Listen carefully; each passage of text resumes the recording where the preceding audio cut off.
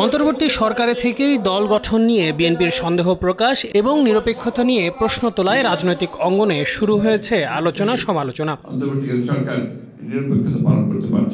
এর মধ্যেই রোববার এক ফেসবুক পোস্টে আইন উপদেষ্টা আসিফ নজরুল লেখেন, বিএনপির সাথে ছাত্র নেতাদের বা গণঅভ্যুত্থানের শক্তিগুলোর মধ্যে কোনো দূরত্ব বা ভুল বোঝাবুঝি কাম্য নয়।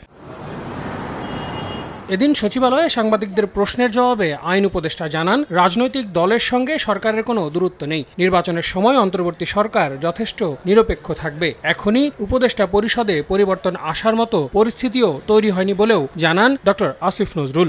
আমরা এখানে জয়েন করার পর থেকে শুনতেছি মন্ত্রী পরিষদ চেঞ্জ হবে, উপদেষ্টা চেঞ্জ হবে, সেই হবে, সেরকম কোনো আলাপ হয়নি। ভবিষ্যতে হতে পারে, কিন্তু কোনো রকম সুনির্দিষ্ট এজেন্ডা ভিত্তিক বা গুরুত্ব দিয়ে এই ব্যাপারে কোনো আলোচনা হয়নি, এটা আপনাকে নিশ্চিত করতে পারি। এটা রাজনৈতিক বক্তব্য হিসেবে বলছে। অন্তর্বর্তী সরকারই যথেষ্ট নিরপেক্ষ থাকবে বলে আমরা কনফিডেন্ট। এদিকে চলতি বছর ডিসেম্বর থেকে আগামী বছরের জুনের মধ্যে নির্বাচন আয়োজনের চেষ্টা চলছে বলে জানিয়েছেন পরিবেশ উপদেষ্টা সৈয়দা রিজওয়ান হাসান। গ্রিন রোডের পানি ভবনে এক কর্মশালা শেষে সাংবাদিকদের এ কথা জানান তিনি। কমিশনগুলোর চূড়ান্ত প্রতিবেদনের ভিত্তিতে সংস্কার প্রক্রিয়াকে এগিয়ে নেওয়াকে সরকারের মূল কাজ উল্লেখ করে রিজওয়ানা বলেন, জুলাই ঘোষণাপত্রে মুক্তিযুদ্ধকে উপেক্ষা করে কিছুই করা হবে না।